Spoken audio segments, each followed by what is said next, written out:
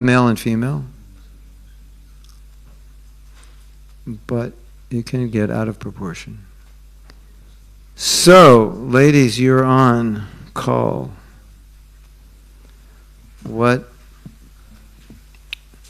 When you think of a man, a quality man, what do you think of? What are some of the qualities you think of? And Jahnava is going to write these qualities down, and I think we'll send you these qualities. You can meditate on them. Okay. Men, tighten your seatbelts. Here it comes. Yeah.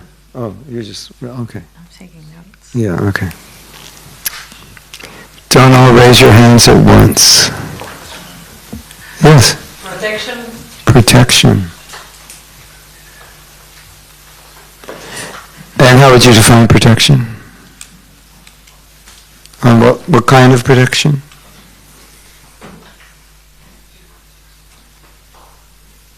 Protection in a sense that I'm looking now from a perspective of a girl who grew up without a father, and I'm thinking what I missed. This like male role that I know that he is my security. Okay.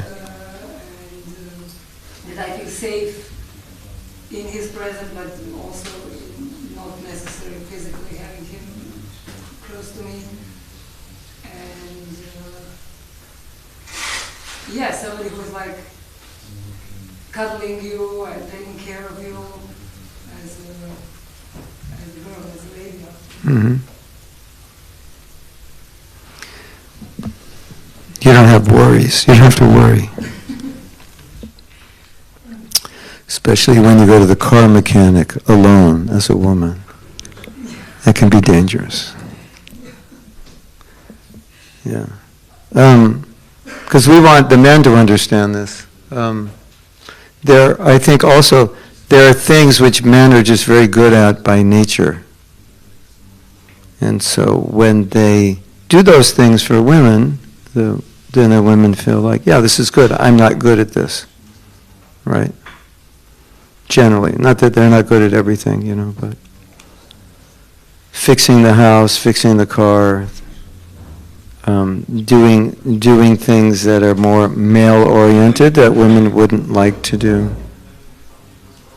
They would appreciate the men doing that men's stuff, lifting the heavy stuff, doing the hard work, dealing with difficult people, right? Something like that, yeah. Negotiating. Maybe you're buying something, negotiating with these tough men. Things of that nature. Thank you. What else, ladies? Do you expect in a man who is actually a man? And not just a big boy. Yes? I think that it's very important that there's no duality. No what? Duality. Duality? That he's not pretending to be something that he could not be. Just be sincere. Mm-hmm. Because women, we feel this. When someone is pretending. At the beginning of the party, Yeah. after that, You're going to... Can you change course here a little bit?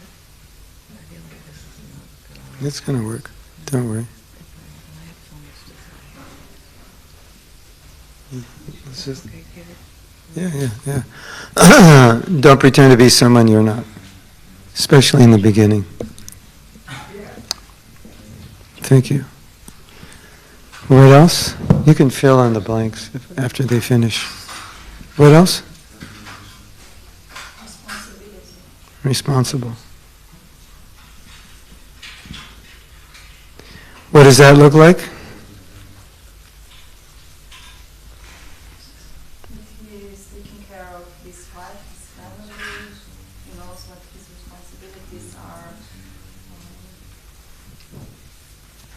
taking care of his wife and family, and other responsibilities.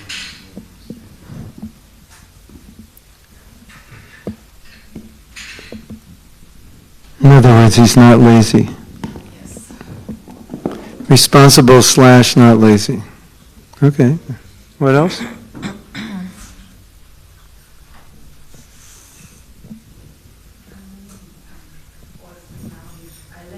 late for me, but when I'm thinking, the husband will hear me. Listen. Yeah, Listen. also that we have a space for conversation, that we not be 2 days quiet, but that immediately try to talk if we see or we feel to each other that something is wrong.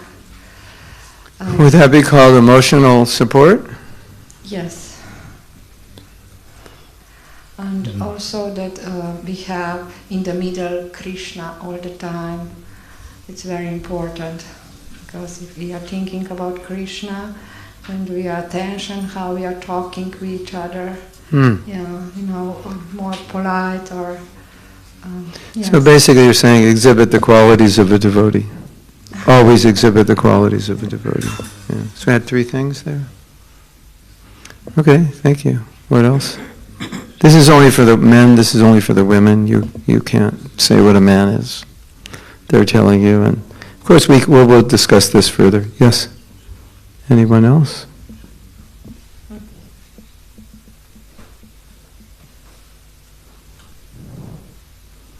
Well, that's easy. You only have like 3 or 4 things to do to be a certified man. Yeah. Okay. John is going to tell you a few more things. Are you? You want to say a few more? Yeah. I mean, men have a certain nature, and women have a certain nature, and that's been since time immemorial. So when we operate in that natural God-given, when we operate in that natural God-given way, then we thrive, and then the other person thrives too, and the relationship thrives.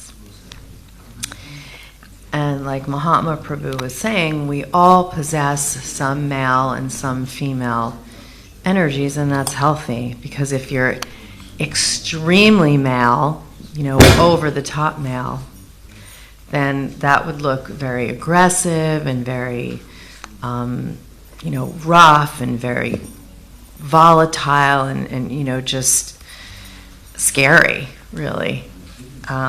And if we're operating in extreme female, then we're feeling very insecure and very sort of codependent and in a victim mentality. And so those are the extremes, and a male can be in the extreme female as kind of a female, and vice versa. So we want to stay in the healthy realm of male and female, regardless of our gender. And we want to be flexible and fluid so that we can enter the other gender energy when it's required. So the God-given way, the way God made us, we could say, is that the female energy is emotional and loves to find peace and operates on a lot of inspiration and connection and intuitive energy. And we're very cyclical in our behavior because our bodies are very cyclical. So like men, they don't have the same kind of physical, cyclical operating system that we do. So it's much easier for them to just be almost rigid and stick to a very structured schedule and like never get off of it, But women, because of the way our bodies are, we have to be more fluid and flexible and cyclical because of the way our bodies are, and like that's okay. So the men shouldn't expect the women to be exactly the way they are, because hormonally and biologically, the bodies are really different. And women, they are like men. They solve their problems very quietly and silently. It's more like do an action, figure it out and solve it. Whereas women, we often can just solve our problems by talking about it. So we do love to talk, and talking is therapeutic. It's a therapeutic process to work through our thoughts, our feelings, and often solve our problems. And that's how we take action.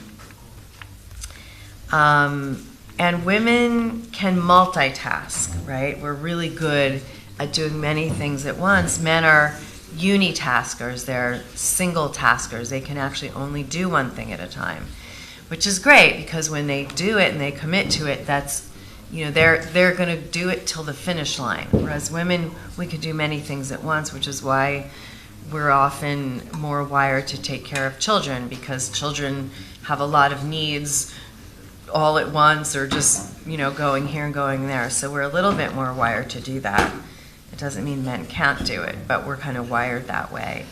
And our decision-making process is very different. Our decision-making process is based on intuition and feeling.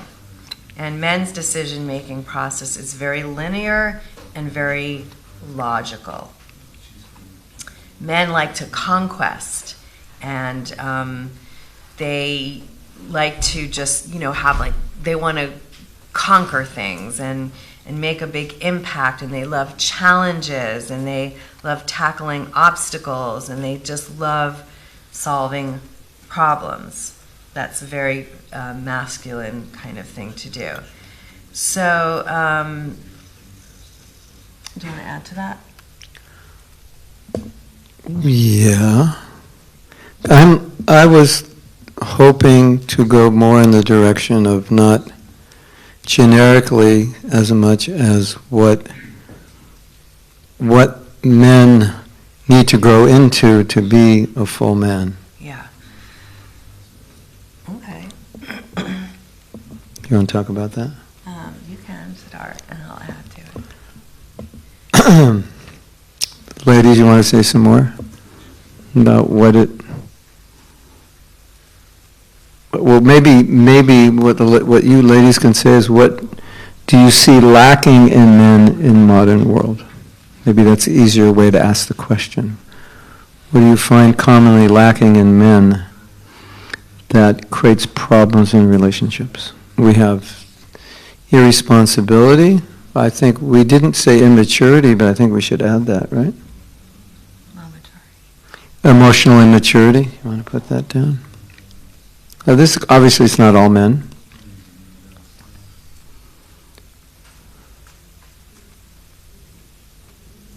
Something really interesting for men that it's kind of counterintuitive, but in a certain paradigm which I believe is misunderstood, the man is the power. The man is meant to be the guru, and so the guru is like powerful. The guru is in charge. The guru is the one who gives instruction. The guru says the way things should be, and they go that way. So when we say the husband is the guru, there's these men have this connotation of, well, I'm in charge, and things go the way I say. So often in that paradigm, if the wife is upset, the man will just say, calm down, don't be upset. And she'll get angry, and then he'll get angry because she's angry, and she shouldn't be angry because he's the man and she should respect him, so he gets angry or intolerant and so forth because he's meant to be in charge and so forth. But it's actually backwards. Because one important quality of a man, and I think Jahnava was alluding to this, because we have a different physical makeup, hormonal makeup, our emotional state remains quite steady throughout the day, where women's emotional state shifts more. And when Shastra says men are more intelligent, one of the things they mean is men by nature are a little more detached. They care a little, generally less about how they look, less about the home and such things. And generally a little more self-controlled. Although it's Kali Yuga, everything is mixed up now. So you'll find very self-controlled women, obviously very men who are not very self-controlled. But so these are generalizations. But the idea is that generally the concept of a man, when we think of a man, we think of self-discipline, right? That's a man. He's self-disciplined. He's focused. He's controlled. He has one wife. He's chaste. We don't, like Jahnava said, we don't use this word with men, but we should. He's chaste to one woman because he's controlled. So obviously women want that. But what's really interesting, when men want to exhibit what they think is male Shakti or male power, often it's female Shakti and they don't realize it. So, for example, if your wife is upset or a woman is upset and you think it's irrational, it's unnecessary, or whatever you think, you often may try to just be very heavy with her. Just stop that. I don't care how you feel. Just put it down because I'm the strong man. But the real strength of the man in that situation would be patience and tolerance with the woman when she's upset. But men get it backwards, so they hit hard. And that's easy to do, right? Because you're actually losing control. So you're getting angry. You're hitting back hard. Shut up, stop that, nonsense, blah, blah, blah. Instead of sitting down and saying, wow, I'm really sorry. Or something where you try to understand it and you don't fight it. It requires sense control. Doesn't it? That requires sense control. So a man, we think that's soft, but it's actually an aspect of control, of power, that the wife is upset and he'll calmly listen. He won't get upset. So one devotee said, and you can take this or leave this, but he said, when husband and wife are fighting, there's two women in the house, because a real man will not fight back. A man will, say, I'm sorry, try to calm, you won't have a head-on fight. Because, and then, men will say, but that's not fair, she's upset with me. And say, yeah, but you're the man. You're meant to be, you're the one who's more emotionally regulated by nature, by mind, by body. So you're meant to be the stable force, not get upset. But if you get upset, then you're now female. So we have two females. No offense to women, but that was, like I said, you can take that or leave that, but I offer that to men. I think it's valuable for men. Does that make sense? Or you want to argue with that one? Or it's okay? Yeah.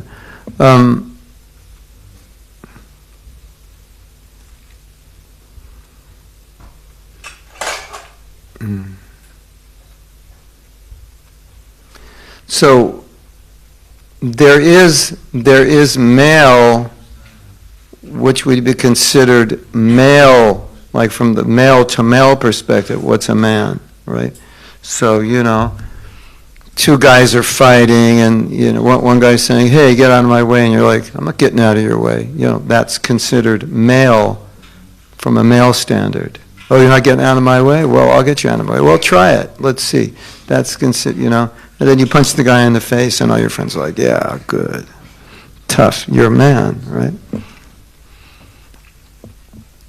But in terms of male-female, that's not male. Because what woman wants to be with a guy who punches people in the face? Because she'll be one of them he's going to punch, right? So if the guy pacifies him and said, "I'm sorry, you're having a bad day or something," then she will think, "Oh, this guy's really good. He's controlled. He's sensitive." So we would think, "Oh, he's just a girl," right? Look at that guy. You should have punched him in the face, and he's just talking to him. So you have to understand it from a different perspective. When it's in relation to family and father and husband, it's different than just a brawl at the bar, with tough guys. Does that make sense? Yes? No? Maybe? Yeah? I heard a nice analogy around that, where it's like a man is meant to create like a shell for a woman to create security, and the woman's like a pearl inside the shell, so she feels safe and secure. And Yeah. Yeah. Yeah. Protection. Right. Yeah. So I think the weaknesses of men as Kali Yuga is progressing is there are areas they should protect and they don't. They don't take care of certain things they should. And the woman appreciates that. I mean, sometimes women will take care of things. It's their nature. They're good at it. They won't need him to take care of it. But there are things that she would appreciate he takes care of. And he should do that. That's important. And I think, not that I think, I know, one of the problems we face today is laziness. Where they're not responsible, they don't take initiative where they should. And as Natika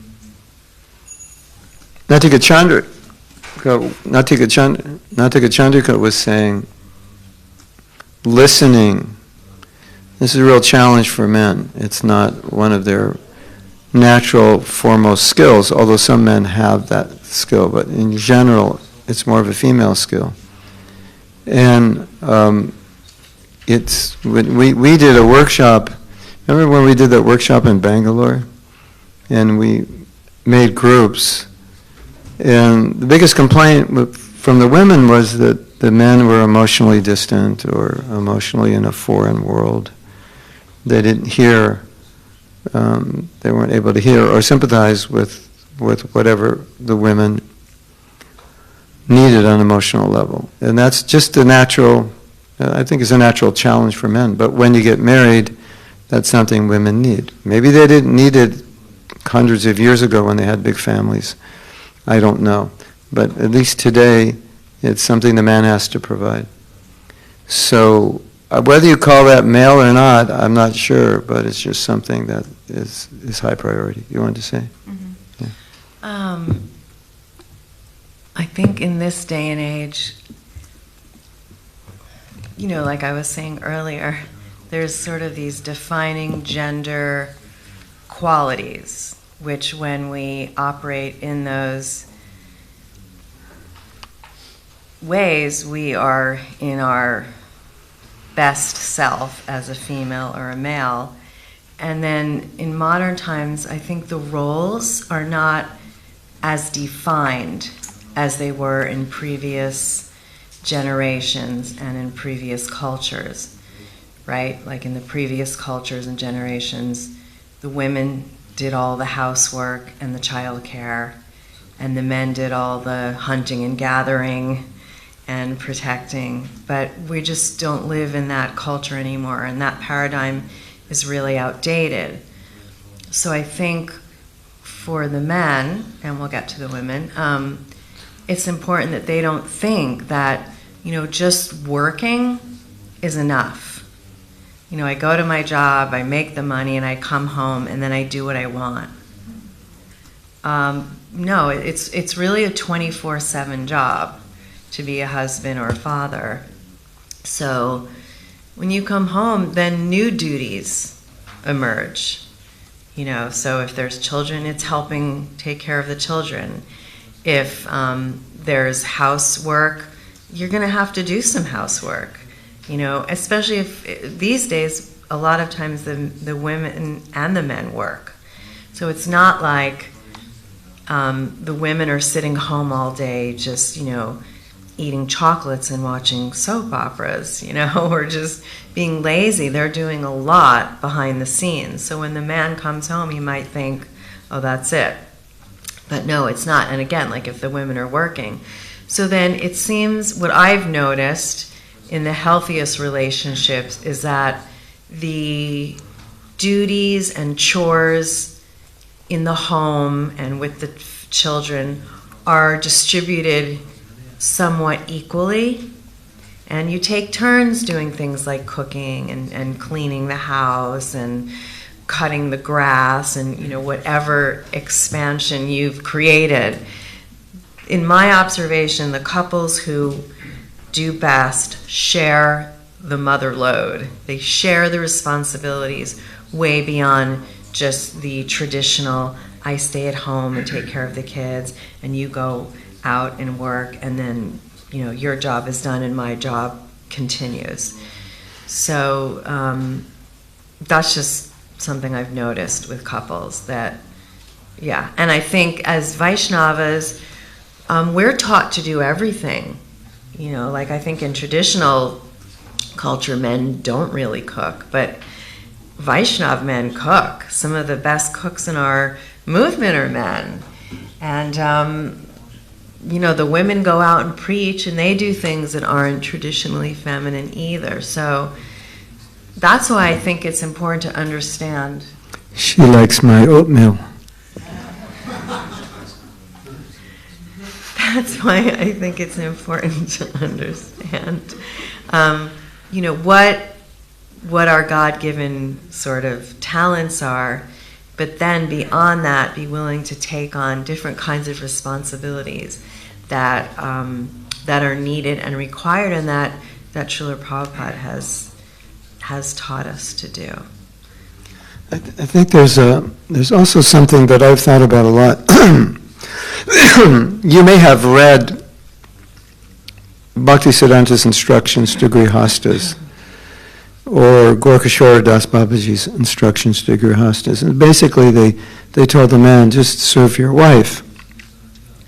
Because we're servants, we're humble servants, that's our constitutional position, so you should see her as a representative of Radha, and you should serve her, which is not traditionally the Varnashram conception of a husband. It's a much higher position where it's more the wife is serving the husband and the husband is serving God. It's like that. That's kind of the paradigm. So and you'll get that paradigm from Prabhupada's books but you have to read a little bit between the lines of, well, we are Vaishnavas, and so Vaishnavas are transcendental, and my wife is Devi, she's representative of Krishna, so it's not like, I'm not going to serve her because I'm the guru of the house. And sometimes we make that mistake. And so, in Jahnava saying, the man has to be more domesticated today than perhaps in the past, to changes in the culture, and everybody, both partners are working. It shouldn't be a difficulty for men if you just think, well, you know, we're devotees, and so we're servants of one another. And whatever has to be done to satisfy the wife or the husband or the children, I should do that. If it makes them happy, I should do it. I think some men are challenged with that idea. They think it's just the duty of the wife to make him happy, and he, like Jahnava said, and he just makes the money, and that's all he has to do. I mean, in these days, it's much more of a partnership. And just to say it again, it's probably the third time I've said it, a lot of times it's the women who are making the money. It's not always the men. Gaurnitai ki jai, Panchatattva ki jai. Or there's equal contribution or whatever. So I think we have to throw a lot of those paradigms, traditional paradigms, the Vedic paradigms, to the side. Put them to the side. We don't have to throw them, but we can put them to the side. And like you said yesterday, or even another day, that we have to do what works. So we can look at the scripture and say, oh, that looks nice and that sounds nice, but that's not going to work for us. So what is going to work for us?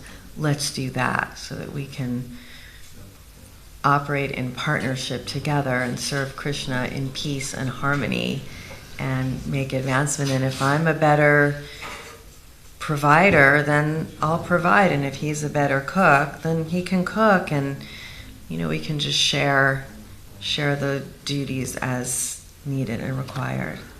So, ladies, men like to be respected. They don't like to be criticized. Men, if you don't act respectably, you make it difficult for your wives to respect you. You should respect me, and the wife's thinking, yeah, but just act respectfully. Make it easy on me.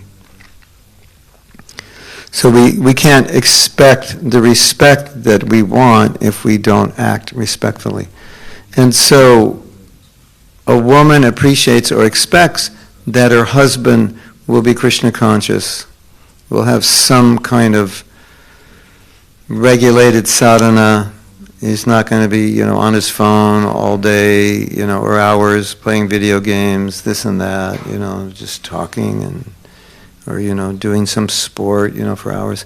She'll expect that he's got enough spiritual strength and energy to have good sadhana and just a good consciousness in general. Because if he doesn't, it's really difficult for her to respect him. It's just like so. You want her to respect you, but you've got to be respectable. You can't expect to be respected just because the scripture says you should respect your husband. Yeah, but doesn't the scripture give the qualities of a husband that's respectable? That's it there also. So I think that's important. Yes? You agree? I think that's a huge problem too. Well, I know it's a huge problem with so much access to unlimited types of internet and social media, and then to pile onto that are those video games. I have a number of clients, and the husbands have different kinds of very unhealthy attachments and addictions to things on the internet or to playing video games for hours. And I will just tell you right now, those habits destroy marriages, they destroy sadhana, they destroy spiritual life, they just destroy you. And it seems like men tend to have that problem way more than women. Do you want to add to that? You want me to add pornography to that, or that was implied? It was implied. Yeah. But just that, and if you do have any kind of attachment or addiction to that, or any other thing that isn't healthy, like you're just doing too much of it, then you should get help. You should seek support. Yeah, I think some men think pornography is just innocent attachment and not a big thing. It's not the way the woman sees it. It's like you have another partner, basically, or many other partners. And it's really difficult to be devoted to one woman when you have a lot of other partners who are younger and more beautiful. So if it's just really bad. It's really difficult to have a healthy marriage with that addiction going on. And like Jahnava said, it has to be dealt with. And as we were discussing yesterday, if I am concerned about having a healthy relationship, having a healthy family, and I find within myself there's something that I am attached to that is creating a problem for my spouse, if I actually care about my spouse, if I actually love my spouse, then don't you think I would try to stop that because it's causing them pain? Yes, of course. And if I say, I don't care, I'm just going to do it anyway, then you're basically saying, I don't really care about how you feel, and thus I don't care about the marriage. So like, why'd you get married then if you don't care about the other person?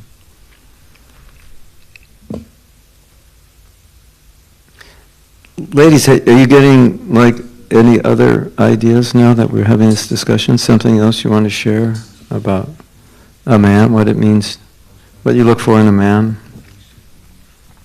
This is all for the benefit of the men. What's that? What you would hope for and expect. Hope for and expect. And this is for their benefit. It can be very idealized. It's anything's on the table right now. I just have a question. Hare Krishna.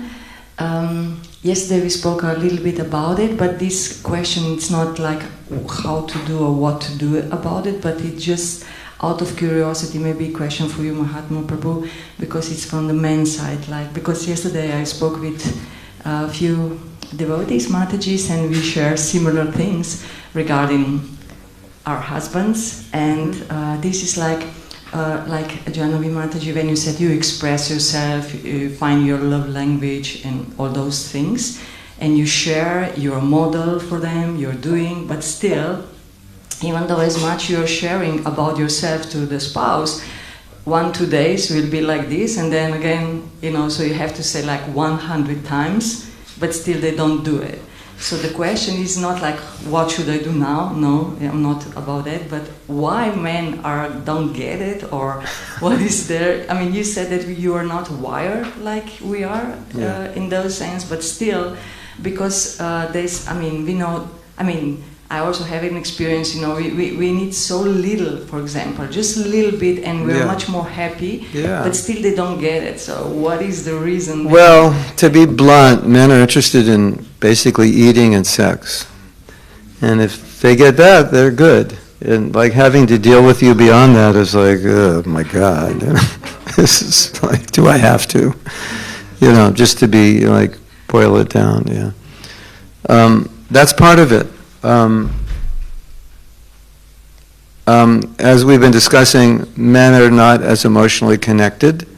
So if you're expressing emotions, sometimes it's like they may not feel anything because they don't know those emotions or don't understand why you would have those emotions, or just think, yeah, my wife's a little emotional today, which is a polite way of saying she's being crazy today. And so I'm going in the next room, I need some distance.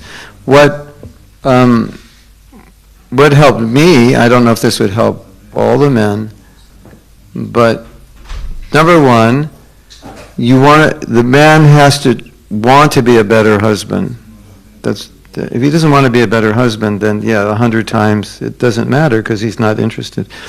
But somehow he has to want to be a better husband, and maybe you can help him understand the importance of that for the relationship, for you, etc. Because if he's willing to be a better husband, then you can sit him down and say, you're trying to be a better husband. Let me help you. This is really important. Like when I talk, you don't seem to listen. It's really important. So if he's open to be a better husband, you can then try to help. You can help him. And say, when I talk to you, you don't listen. It really upsets me, and I really feel it's harmful for the relationship. And if he cares about the relationship, then if you say this is harmful for the relationship, you would think he would listen, right? But if he doesn't care about the relationship, then you have to go back to why don't you care about the relationship? What do you want? Maybe the relationship is dead. That's why he doesn't care. There is no relationship. And then you have to ask questions like, so if we don't have a relationship, you're okay with that? It's, because that's a pretty blunt question. And a lot of men will say, no, I don't, I want the relationship. Okay, you want it, but we don't really have it. So so I think at least for me, those kinds of conversations are very helpful. Another thing, which maybe we didn't talk enough about yesterday in the Bhagavatam class, is talking to the man and saying, this is an ashram which you need to perfect. And right now, you're really failing in this ashram. You're not doing your duty as a husband. And you're failing your guru, and they have to equate this to Krishna consciousness, because a lot of men separate it. This is just like my Maya, and now I've been married 20 years, I'm over the Maya, so I don't need it all. And so then the relationship is like non-existent, or on a scale of 1 to 10, it's like at 1 or something. But they don't care. They think, oh, it's at 1, that's good. I'm, 1 away from sannyas. They'll see it like that. It's the relation. It's like, I'm not attached. I don't really care. And they don't equate that with, no, you're failing in the ashram. that your wife is unhappy, and if you don't get this ashram right, you'll just go out and look at another woman or find another woman, as many men have done. So I think these kinds of discussions are helpful. I really, really think this discussion about this is an ashram to be made successful is essential. Because if that's not there, then it's like, well, I'm just not attached. What can I do? And it's good that I'm not attached. Right? So these are the kinds of, and if you can't have those discussions and they don't want to have them, then the next question is, do you want to have this relationship? Because it's not really, it doesn't seem like you want this relationship because we don't really have one. And maybe that'll shake him up. No, and if he says he wants it, then you've got something to work with. But if he doesn't, okay, that's information for you to decide what's your next step. Yes? Can I add something? Yes? Okay, a couple of little things. So one is, this was really made a big impact on me some years ago when I was talking with a friend who took her householder duties really seriously, in a good way. To me, she was like, a householder superstar. Just, put 150% effort into it. And she said, the reason I'm doing this, I'm fully committing and giving myself to this service and this ashram, is because I figure if I do it right in this life, I'll never have to come back and do it again. Whoa. Whoa. And I think about that on occasion, and I'm like, yeah, she's right. Until you perfect it and get it right, you just have to keep doing it. So why not really give your all and do it right? And you're done. You've cleaned. You've checked that box. Don't have to come back and do that anymore. So I really like that. And the other thing I was going to say is, oh gosh, let me think. What was the last thing you were saying? I was saying that if he's not interested in the relationship, you just have to be blunt about it. If he's not doesn't understand it's an ashram and making it perfect, he doesn't really want to. He's over it. It's just, he got enough sex and food. He's okay.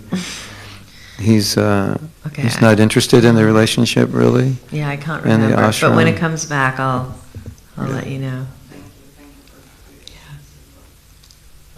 One thought on that is just, my realization is, if I'm putting effort and she's happy, then I'm going to be happy. Yeah. But if she's unhappy and I'm living with her, I'm going to be miserable too, because she's upset. Yeah, and the joke. Go ahead. When mama's not happy, nobody's happy. And when papa's not happy, nobody cares. I never heard that. Okay, I thought of the thing. True?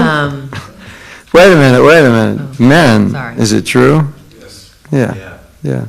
So, it's just a reality. When I was teaching the self-care course, I had a realization that if I care about myself, I will care about my wife's happiness. Because as Maternov said, if my wife's not happy, I suffer. So it can be very selfish to care for the other person, although we're not motivated selfishly to do it. But if you need a little extra impetus that comes from something selfish, it's actually in your self-interest to keep your spouse happy, because you will be happy and peaceful. Yeah. You can start there, and then when you get it, you feel like, oh, this is actually much sweeter. Yeah. Or like we were saying yesterday, one of the biggest problems we see is people enter a relationship thinking all the things they're going to get from the other person, not thinking all the things they're going to give to the other person. And I have heard marriage experts talk about marriage, basically the 8th verse of Shishastakam. You should be in this marriage only to see your partner happy. That's what marriage, that's a successful marriage. And for most young people, it's like, well, if that's what a marriage is, count me out, because I'm in it, for this, and this reason. But statistically speaking, that's what makes it work. Not that you deny your own needs, but you're very focused on making your partner happy. And once one devotee said, if you see a married woman and she's happy, generally you can understand she must have a good husband. Or vice versa. Isn't it? Yeah.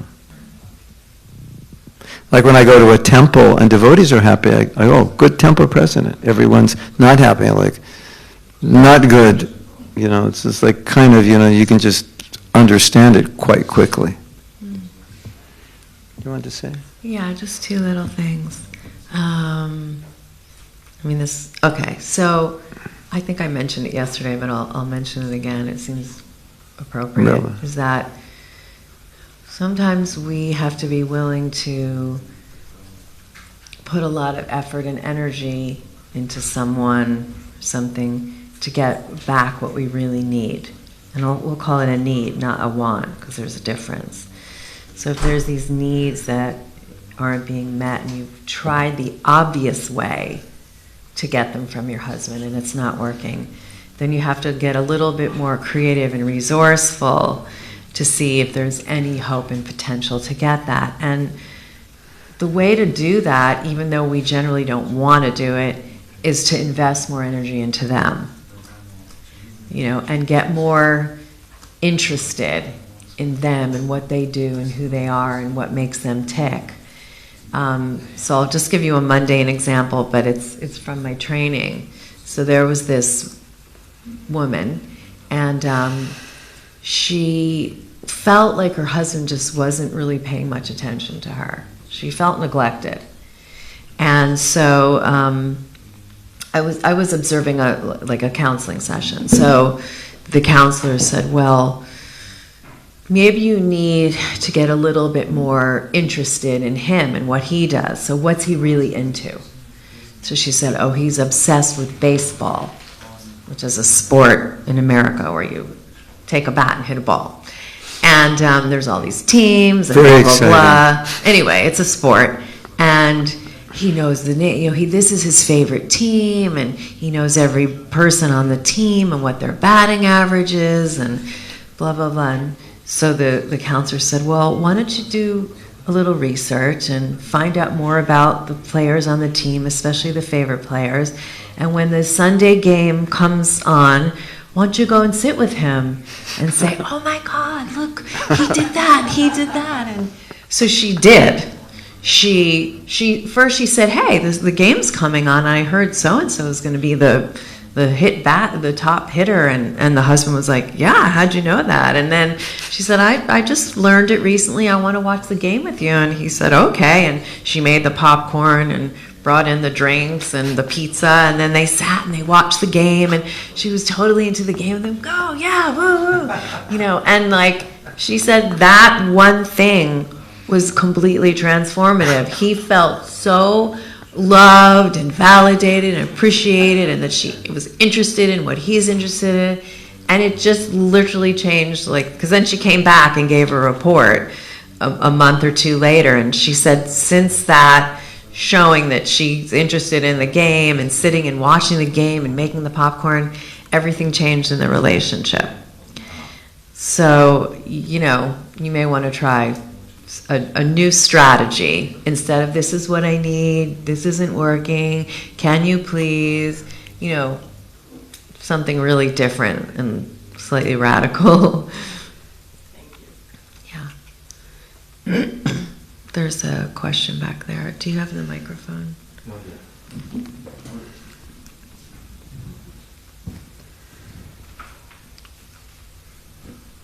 Hare Krishna. Thank you. Like I said yesterday, I was in a 35 years marriage. My husband left body 7 years ago. And I was giving in our marriage, I thought that I was giving the right thing of my side. And my husband, he was very good too. But when I was coming here to listen to the Shastras, I was crying for 3 months because it was so, why I didn't know this all before. It has to be just little things that our marriage will be perfect. Therefore, I'm so thankful that Mahatma Prabhu and Jahnava Mataji gives us here all these instructors, and I beg you, hear all of what that you are hearing. Please try to make advantage out of this. Try. I know it is hard, but it is good to know that we have this all knowledge, because that is the instructors that we could read here every day. So thank you. I'm so really thank you that we have the opportunity to have you here and to listen to your lectures every day. So please make advantage out of this. Thank you. Hare Krishna. I don't think the men will need as much time, do you? I don't know. The women have. We're going to go to the men, but I'm making an assumption that men will be faster because they just want, 2 things, and a little respect, and that's about it. I don't know about that. Do you have anything Very old about? school. Do you have anything more off your list for men? Qualities of a man that you would like to see in a good husband? Well, maybe let me ask you this: because you are a marriage counselor, what are the qualities you see in men in good marriages? Well, they give their wives a lot of attention, and they make them feel, I think I said this the other day, they make them feel like the most beautiful, wonderful woman in the world.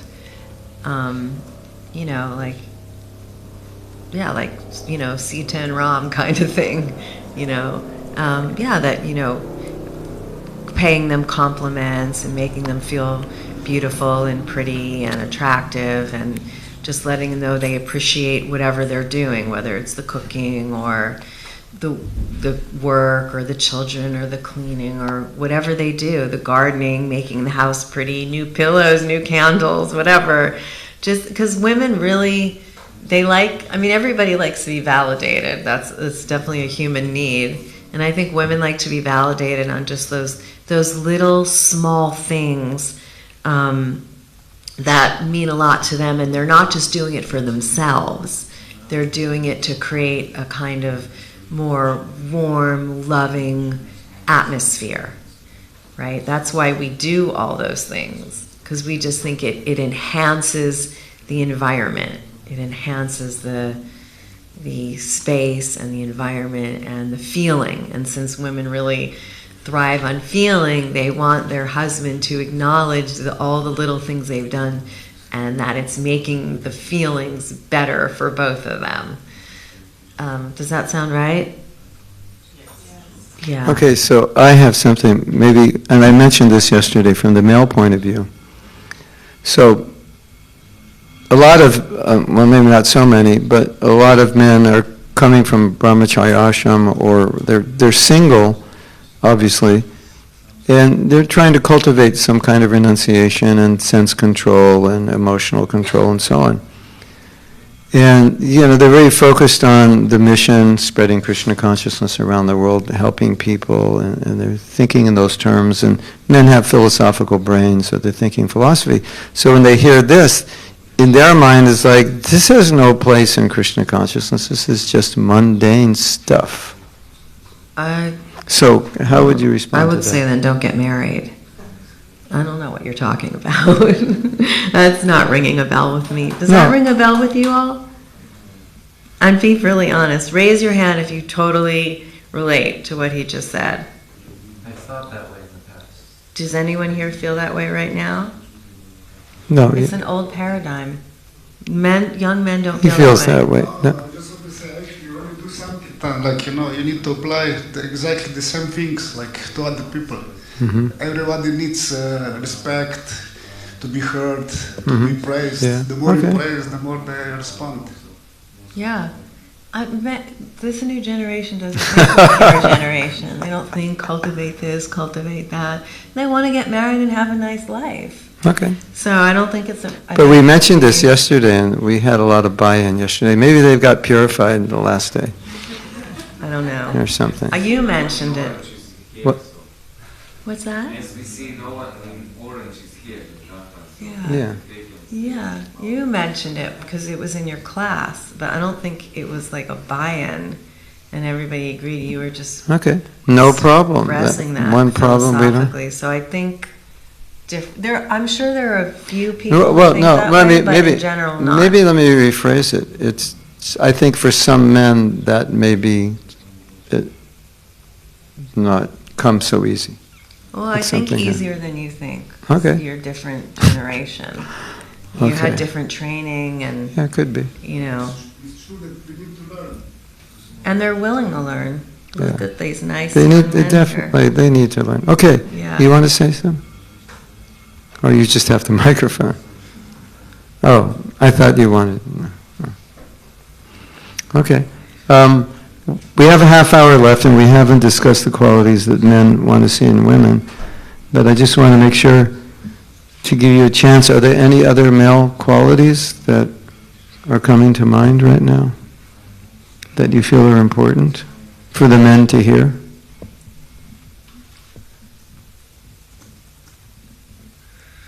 Okay, good. All right, guys, you got a good education, right? Yeah, okay. So now it's the men's turn, and we want to ask the men, Gotta get the microphone over there. what qualities what do you define as female, or what do you like to see in a woman, and or what you don't like to see? What sort of breaks your spirit? Because I know men have strong spirits, but then there are certain things the women do that break the spirit, and that the men are sort of quiet people, so they may not say that it's broken their spirit, so then the women don't even know. Hare Krishna. Maybe this is also all dated, but for me it's important that the woman is following. Following? Following. Following what? you or following Krishna consciousness, or both? Following what? For example, like my wife, she's very simple, and I just call her one day and I say, hey, listen, in 1 month we are getting married. And she was like, okay, yeah, let's do it. But she also told me before that she actually likes that. To follow. Yeah, that kind of. It's not argumentative. Yeah. She's really easygoing. Agreeable. Yeah.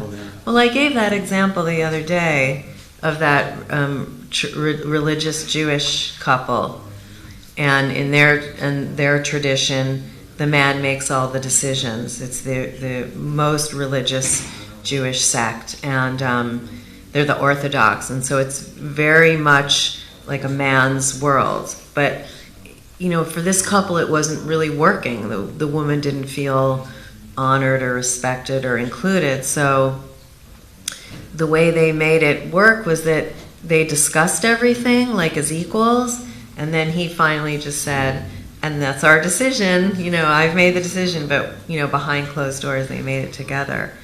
So Well, let's ask Vrindavan. If she said no, what would you do? We will discuss it. No? Yeah, okay, yeah.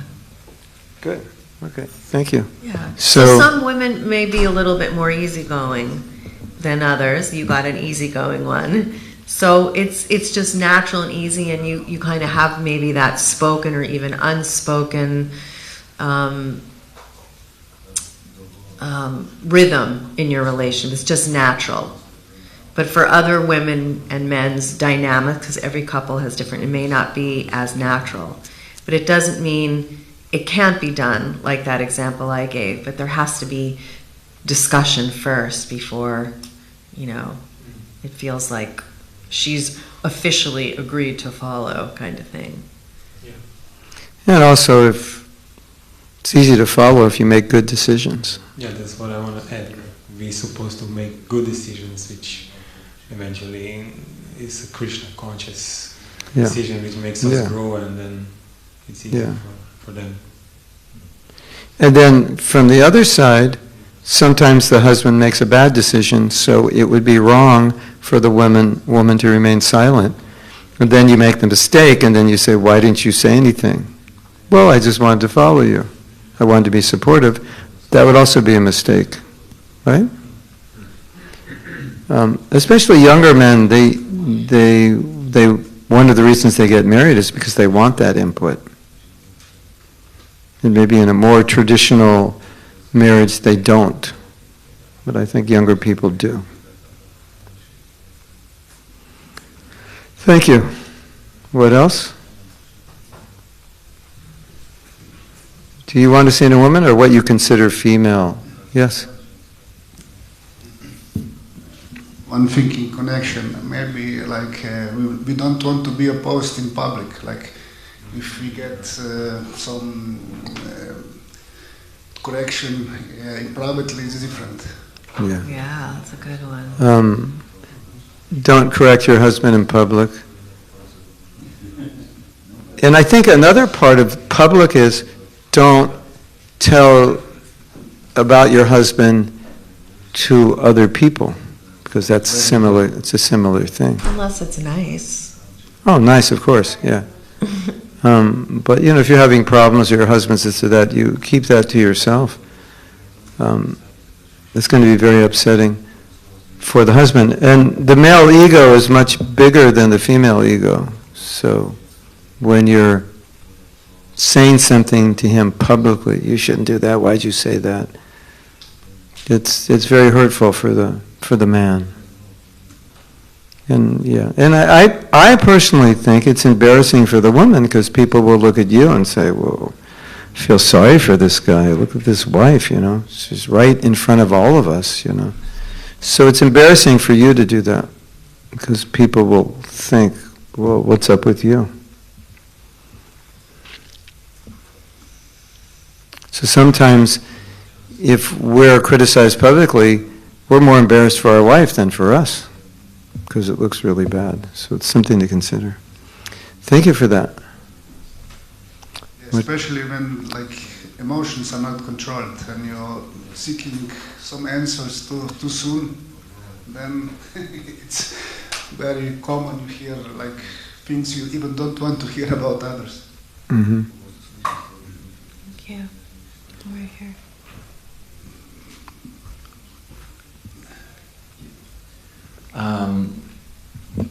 If the man is being vulnerable and authentic, that the woman, if she's maybe a little triggered, that she tone her feedback down, because the man is coming across and saying, hey, yeah, okay, I see that I've done this, and I really care. And if the woman keeps being hard on him when he's doing that, he won't want to do it so much. It'll discourage him. Good one. Nobody wants to be criticized, especially when they're being vulnerable. And for a man, it takes so much courage to do that. So women have to really lean into their soft, sensitive, gentle nature when a man is presenting himself to her and trying to open up and share and connect and communicate, and rather than focus on what he didn't do right, or the thing he left out, or the thing that's annoyed you that he didn't do last week or something. Just focus on the fact that, wow, he's coming to you right now and trying to be vulnerable and honest and authentic, and stay really present in that moment, not let your mind go off into other things that he didn't do perfectly. Because I think women tend to hold grudges longer than men. I think we tend to remember all the little things they didn't do, and we'd hold on to that, and it gets in the way of really being appreciative of the things he does do. I think the men let go of it much quicker. Like, all right, whatever, they move on. I think we have a harder time moving on, maybe because we're more sensitive, we take things more personally. But that can really get in the way of that kind of goodness and appreciative and that positive culture that we talked about yesterday. So you have to be willing to let go of, yeah, okay, I was disappointed, or all right, it didn't work out the way I wanted, but look, he's doing this now. So instead of thinking of all the times he didn't do it, appreciate when he does do it and build on that and let him know how much you appreciate it, and then he'll keep doing it. So you have to help him overcome, what he didn't do, to help build up his capacity to deliver and do and please. 1 second. I heard a story. I was in a marriage workshop, and the question was, how do you get your husband to do something he doesn't want to do? And so they gave the advice, well, before you ask him, tell him, you're amazing, and you're like the best husband, and you're like so intelligent, you're so strong, you're so this, you're so that, And do you think you could help me fold the laundry? And the lady tried that and said immediately he folded the laundry once she did that. So you have to understand, ladies, you have to understand the male ego is a different animal than your ego. And images, it's just hard to understand. But in what I've read, they say that men need respect, relish respect much more than love. And so they ask men, well, what's more important to you, love or respect? And they will say, respect. And they'll say, not love? And I go, not really. That's, but for women, love is much more important than respect. And so if you don't give the respect to the man, maybe it's not that important to you, so you don't understand how it hurts him. So you really want to keep that in mind, because that's, I think, the most sensitive part of a man is that need for respect. It's really, like bullying is all about disrespect. If you want to make someone feel really horrible, you'll bully them. And so, and I think also, like they say, behind every Caesar there was a Cleopatra. If a woman is supporting a man, you're really good at this, you can do this, and so on, he'll be more successful than if it's like, you bum, you'll never be successful. Why are you even trying that? It's like, how is that going to help anything, right? So you'd be surprised that I think men can do tremendously better if they have a woman behind them saying, yeah, you're amazing. You are so good at this. You're one of the best. And all of a sudden you're like outperforming everyone because your wife said you're better than everybody. And it means a lot to you. Just as it means a lot when she says, you're never going to be good at this. Why waste your time? You're a loser. That can have a huge effect. Mm-hmm. Yeah. I just want to add quickly to that is it's really hard when you do take accountability and be vulnerable, and then the woman keeps bringing it up over and over. It's like, yeah. Get me out of here. It's It's I wrote a Vyas Puja offering in the 90s, and it was all about how Prabhupada was setting an example in so many areas, and I was seeing it, but I wasn't following it. And so, it was kind of extreme. We sometimes say, I have no qualities, and all I think about is sense gratification. I have no good qualities. I just think of sense gratification. I'm lazy, I can hardly chant properly. And you say these things, trying to be humble. So I had one disciple who turned against me, and she used that Vyas Puja offering as evidence that I wasn't qualified to be a guru. Isn't that interesting? So I'm just underscoring what you were saying. So be careful. Yes? Just quick comment. I totally want to agree with that. Sometimes I think women, because men don't express their emotions so much, then women think we don't have emotions. We don't have emotions, and then they can, so to say, like hit us hard or smash us. And that makes us even more not to try to change. Because for me personally, it's difficult to express emotions and feelings and needs. And when I start to, if I get smashed, then I think like, why should I bother again? No? Yeah. So that's that's Materna saying, also similar. But the first thing you said is really interesting for ladies, It's like you look at men and we're like really tough, and it's like we don't, you say something and we're just like whatever. But inside it's not whatever. It's like it hurts. We can just be straight faced and like just swallow it. But it's a withdrawal, and it's a big withdrawal when you do that. Big deposit when you say you're great, big withdrawal when you think you can smash us because we don't care. In some cases we don't, but in many cases we do, we just don't show it. Good point. And any other men? Can I ask you something regarding this? Yeah. Like as a man, like whatever you're doing and the woman is telling you, wow, you're so good, I'm so proud of you. You're not getting like, oh, she's just saying this. You always get it as a serious. It depends how she says it and how often she says it. If it's genuine, no. If you actually think, like someone will like, well, why don't you praise me? Because I don't want you to become proud. Or, you already know you're great, I don't have to tell you,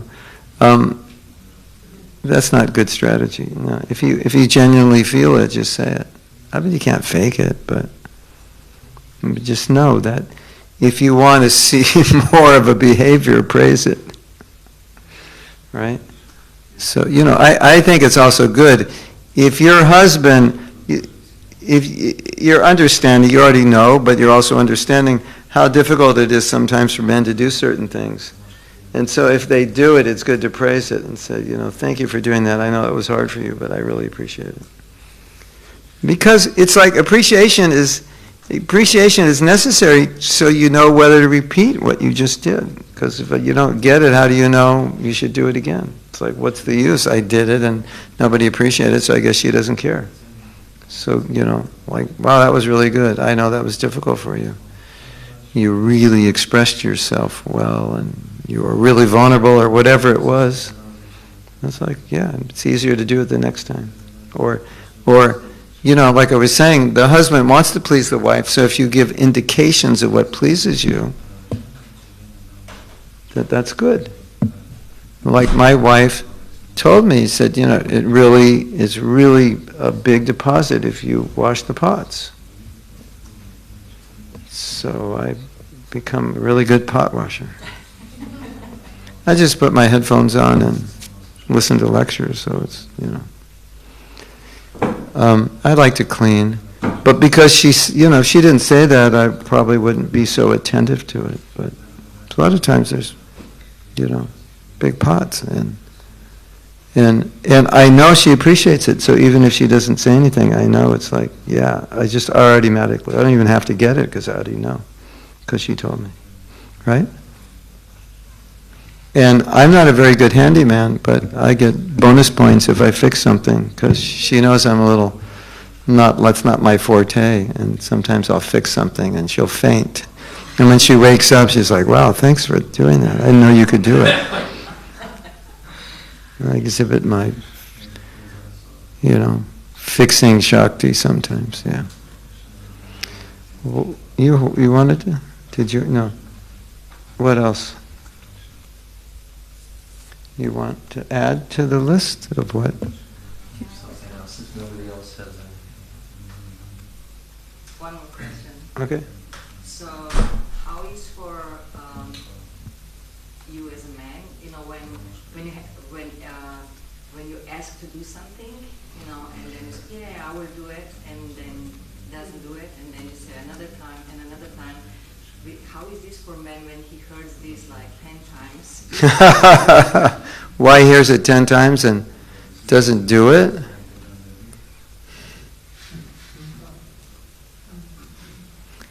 I guess it could be different for different men. Like one could be, well, she can do it, and if I don't do it, she's going to do it anyway, and I'm busy.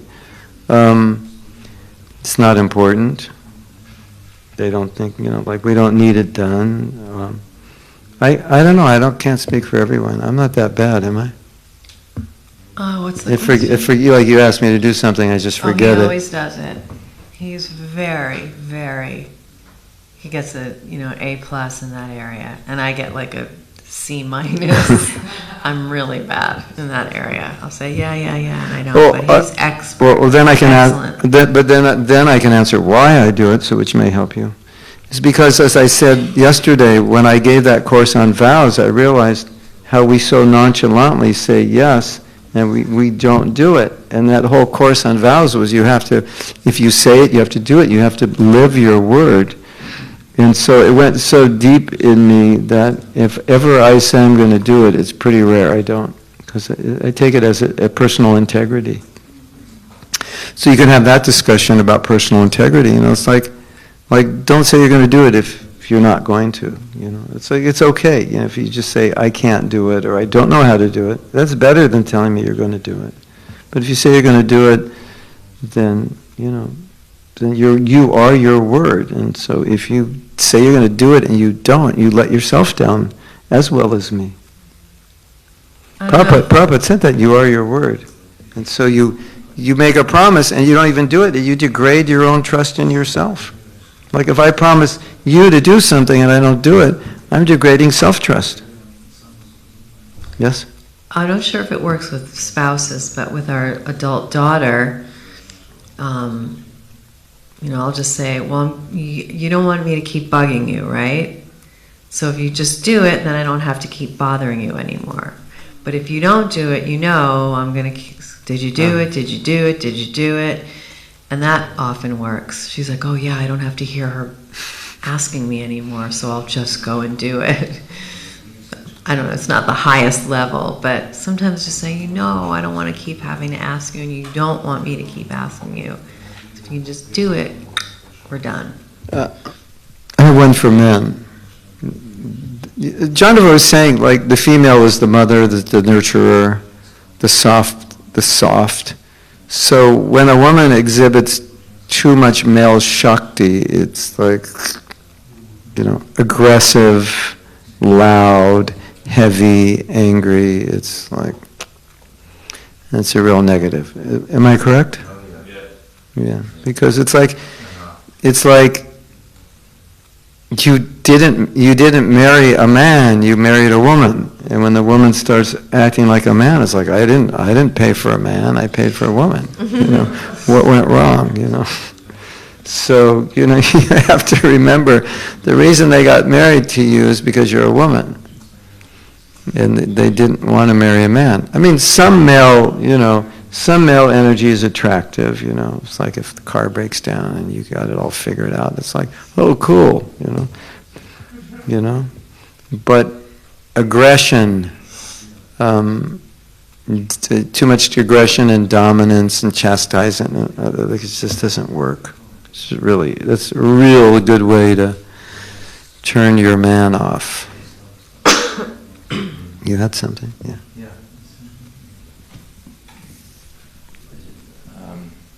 I just heard I wanted to say something on that point, that I heard women that do jobs that are hard, like a policeman or like construction work. A lot of time they take on this more masculine and they bring it home. And it's hard for them to turn it off.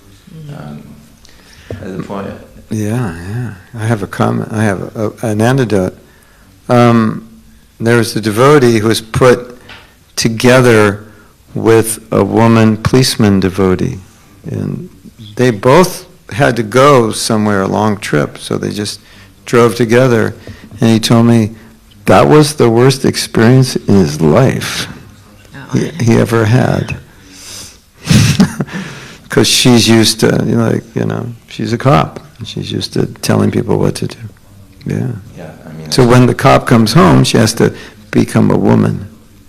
Yeah. That's a good point. There's professions that are a lot softer nature, more feminine nature. Can be considerate of that. What I was going to say is that men also like affection, even physical affection, massaging him, touching him. We like that. Mm-hmm.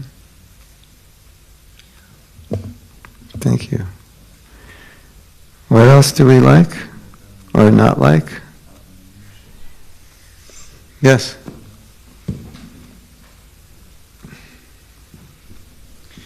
So yeah, maybe this is also a bit generic. In a way, when you do some mistake, maybe some bad decision, it's still important that some support is felt.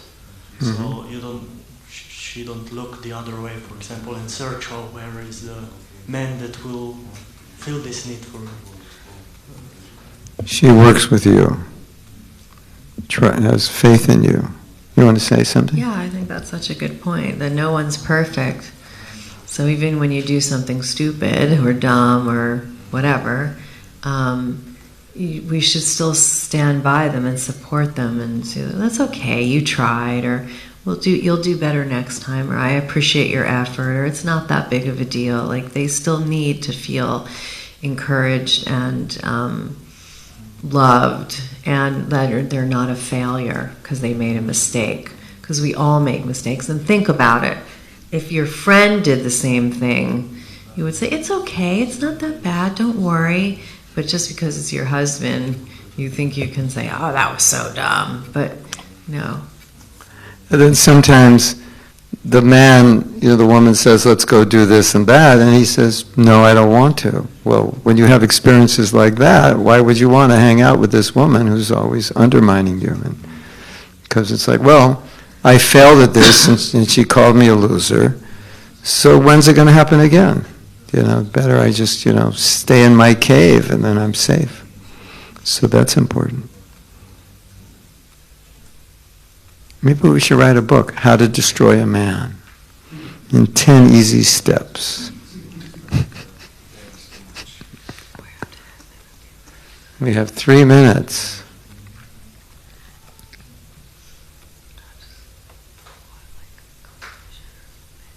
Yeah. Jahnava would like to say some concluding words. No, she wants me to say some concluding words. The only thing not the only thing, the main thing that comes to mind when I think of Grihastha Ashram is a place where we are challenged to rise to a higher level of Krishna consciousness within an environment that is full of challenges. And that if we face those challenges and we become successful, we become Krishna conscious, and we become excellent role models for successive generations. And if our marriages continually fail, what kind of message does that send to the next generation? And as I said, it is an ashram, and if we see it as something we need to perfect, I think it's extremely important. It's a place where we can manifest the 26 qualities. And if we're, like Jahnava said, if you're going to enter it, then you have to be willing to play by the rules and understand what it is. Otherwise, it doesn't work. It's like you're playing a game, but you're breaking all the rules. So I think it's something that we really need to help successive generations master, because it is an ashram. And it is the foundation of society, married life. And when you have dysfunctional relationships, your kids suffer, and then we produce generations of children that have difficult times. Back in the early 70s, when my generation was having children, we lived a very, very renounced life, too detached to actually raise families in many cases. And we were much more strict with our children than I think practically every family is today. And statistically, there's very few of those children that are devotees, even though their parents are devotees and their parents are really strict. because the family was not healthy. And so you can't make kids Krishna conscious, even if you give them 108% Krishna conscious, if it's not within the foundation of a healthy family. That's extremely important. And so it's like we were saying, you know, you become a devotee and your husband's not a devotee, but he's a nice man and he's good and you want to divorce him. I was like, that's dysfunctional. So I think what happened to us in that generation is we just didn't put enough energy or give enough importance to the ashram. We gave importance to making other people Krishna conscious. And I think it also comes within the area of self-care. We didn't care enough about our own stability. So when I think of Grihastha ashram, that's what I think. I think of the need for stability and maturity. And where there's a lack of stability and maturity,